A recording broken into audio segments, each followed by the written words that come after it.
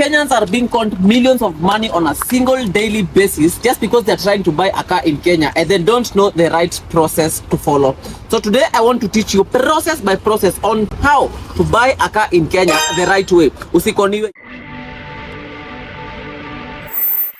You know, buying a car is not just like the way you would walk up in a mall and buy a pair of shoes. Buying a car is acquiring an asset, just the same way as you would acquire a piece of land. So today, allow me to take you through step by step, from step A to step Z, on how you can actually acquire a car the right way in Kenya without being conned. Follow along. Well, the first segment when it comes to acquiring a car in Kenya, you really need to understand your needs. Are you a business person? Are you an office person? Are you someone who runs to Ushago every other weekend? Because the car will play a very big part of your life. You see the way you just you give birth to a baby.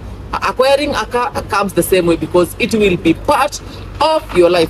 If you're a person who's running a business, you definitely need a car that can actually run errands. And of course, if your business does delivery, well, it can actually still accommodate that. A car that falls into that purpose is, of course, as compared to the Toyota Probox, it can be a family car and at the same time, it can be used to do deliveries. So the first process is getting to understand your needs. If you are that person who just wants a small car, and of course, a car that doesn't have a lot of issues when it comes to maintenance and fueling, and yes, that is the first thing. Understand your needs.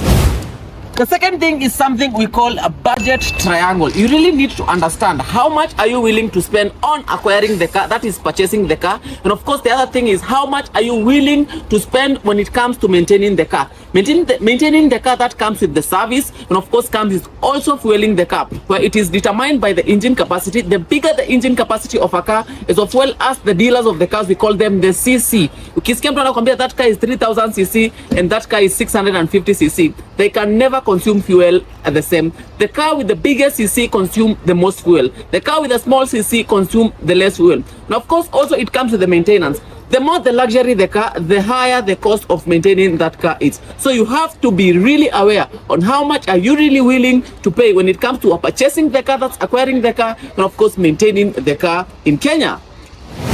Now that you understand the budget, you really need to know, do you want to buy a locally used car or an internationally used car? That's called the newly imported or new cars in Kenya. This is a new car. It actually doesn't even have a number plate. It has not been used in Kenya. It is considered as a new car, but internationally in Japan it has actually been used. It has the less mileage, and of course the car looks a bit in the best perfect condition because it has not been used in Kenya. No one has owned it in Kenya. And we have something called the locally used in Kenya, a car that someone bought, maybe it was from internationally used, ikaletwa kama hii, alafu someone owned it in Kenya and now they want to upgrade to a better version, or they just want to sell because of maybe their financial issues and all. So you really need to understand, do you want to buy a newly imported car or a locally used car? Then from there, this is what you do next. The next thing, you look for a trusted dealership car company, just like the Rava Adventures, where, you know, buying a car, so many people pretend to be car sellers, and of course they get to con clients who wants to buy cars, both newly imported and locally used cars. You get to be conned. For buying a car internationally imported into Kenya, it is very risky because you're buying from maybe someone you've never met before. In Kenya, someone might tell you, I am actually the owner of this car, but when you ask them about the documentation of a certain specific car, they really don't have. So you really need to get a trusted car dealership company, just like Terava Adventures. After choosing a trusted car dealership company, the cars are so many, the keys are so many. So you really need to come to an agreement or choose one of the cars. So basically, like this particular one here, it is a Toyota Passo. It is mostly used for first-time car buyers who wants a small car, a car that doesn't have to, have so many people on the inside because it doesn't have a bigger spacing. And of course, the fuel efficiency is also very low. A car like this one is a Nissan X-Trail. It wants a bigger family where it can accommodate the husband, the wife, and the kids as well. A car for this particular one here is a Toyota Vitz, mostly considered to first-time car buyers. And of course, you have a RAV4. This one is an SUV, 4x4, and of course, it is a crossover for that family that also wants to do, adventures all the time. A person again, but a first-time car owner can also own a Toyota Allion, and a person who has a business and at the same time they want a car that can actually be multifunctional. They can serve their family, and of course, when it comes to, you know, delivering those products for your biashara, it can actually serve that purpose. So the next process is, you know, choosing the right car for your purpose when it comes to, you know, the budget of acquiring the car and maintaining the unit. The next process is now doing your due diligence. Now that you have chosen the right car for you, you do your own due diligence. Like right over here, I'm standing through an XGK car, a car that was actually previously owned by the government of Kenya.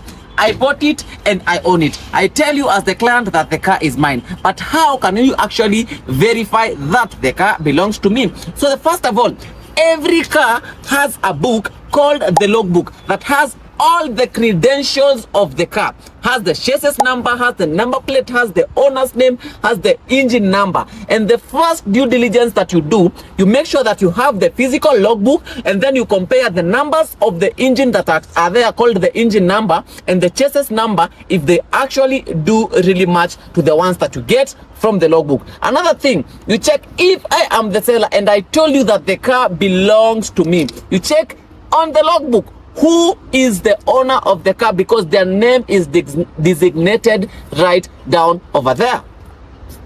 The next thing, after, you know, verifying all the documentations and everything that the car says and the one that the logbook says are okay, now you need to test drive the car before you pay, because they say the car is as good as it looks when you guys are being sent those photos on WhatsApp. But the purpose of the car is to move you from point A to point B on luxury, comfort, or either for your business. So you need a car that can actually still be in motion without problems. So you need to drive the car when you're going to do the test drive. Drive the car yourself, feel it, and get to, you know, kutega masikio. Wanasema you have 2 ears and then you have 1 mouth.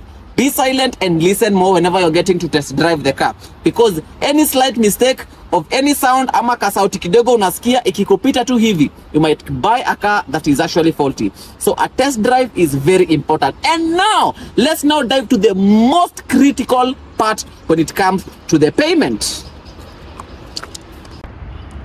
Ensure that the actual seller of the car have an active Teams NTSA portal active account. Did I say account? No, I said active account. One that is active. They might have one that is inactive, one that is active. And when they log in their account, it should actually be able to show the kind of vehicles that they own, and then confirm that the vehicle they want to sell it to you, it's actually listed among the ones that they own. After that, now you also need to have an e-citizen account. But before that, well, we might have skipped one of the most crucial stages when it comes to negotiating for the car. So you scout a car.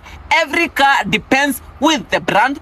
You know, akina Mercedes, BMW, Range Rover, and all those fancy German cars will slightly be expensive if they are newly imported, but their resale value is also very poor. So you have to consider that. So when you spot a car, negotiate on the pricing. The pricing of the car depends on the year of model. Is it newer? The newer the year of model, the more expensive the car is going to be.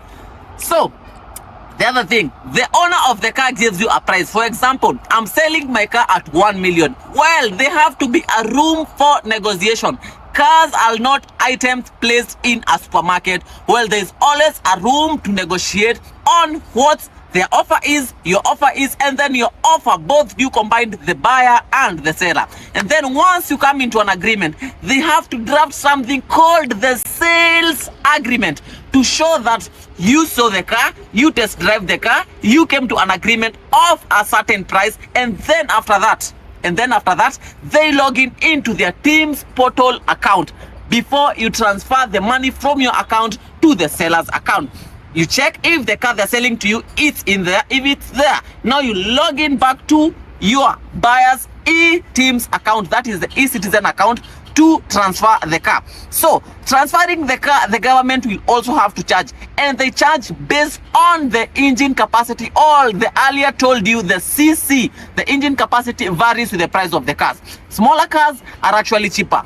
Bigger cars are actually more expensive, because I mean, it's a bigger car going to serve more purpose on the whatever purpose that you want to use with for the car. After that, they transfer the car to your account, and then based on the agreement, the sales agreement, the amount that you guys agreed, you deposit to their bank account. And of course, I have always talked about this. Avoid using cash money. Avoid it 100%. If you can use the bank, well, the better. Transfer the money using the bank. You have your bank account, they have a bank account. Even if the banks are different, you can use something called PesaLink so that it doesn't take too long to, reflect on the other side. Because through that, you can actually have so many proofs to make sure that if they, in any instance, they say that you didn't pay for the car and you actually did, you can actually come and prove, from the bank statement that you actually did on a certain specific date. After that, they will handle you the old logbook that says the car previously belonged to them. You go it to NTSA whenever you're going. After they transfer the car, they will initiate that now you want to be the new owner of the car, that you have actually bought it. You go to your e-citizen account, you click there, it will bring you a notification, you click accept, and then after you accept, you initiate where you want to collect your new logbook, which will come with your name saying that now you are the new owner of that particular unit. After that, you collect the logbook and then start now adventure with the new car. And now you'll be the new car owner. And then from there, you will decide if the first stop will be the church where your pastor can pray for the car. If the first stop will be Ushago, so that you can actually go and show your mom that you actually just got a ride. Or it will be with the boys, a trip to Namanga. Yes, that is the right process to own a car in Kenya. So let no one fool you. Kenyans are losing millions of money on a single daily basis just because they don't know the right way to buy a car in Kenya. Well, Travel Adventures is always here to make sure that when it comes to acquiring in Kenya, you never go wrong whatsoever, because they are here to give you information and as well to offer you the cars that you're actually looking for. So if you're looking forward to buy any type of car, you can go to www.traveladventures.com. That is our listings website where we have all the cars that we actually own, and you can choose a car from there. Call us, come, follow the process that I have explained of owning the right car in Kenya, and as well from there you will own the car happily. So that has been it. If you have not yet subscribed to our YouTube channel, well, you're missing out on a lot, because we upload weekly content every single week on matters to do with owning cars in Kenya. So subscribe, leave the comment down below on what you didn't know but you actually knew today, on what you might even have think that you actually forgot to touch based on owning a car in Kenya. That has been it. My name is Kelvin from Travel Adventures, and basically what we do, we sell cars. And nowadays nimesikia watu wamenibatiza wananiita Mr. T. Hello.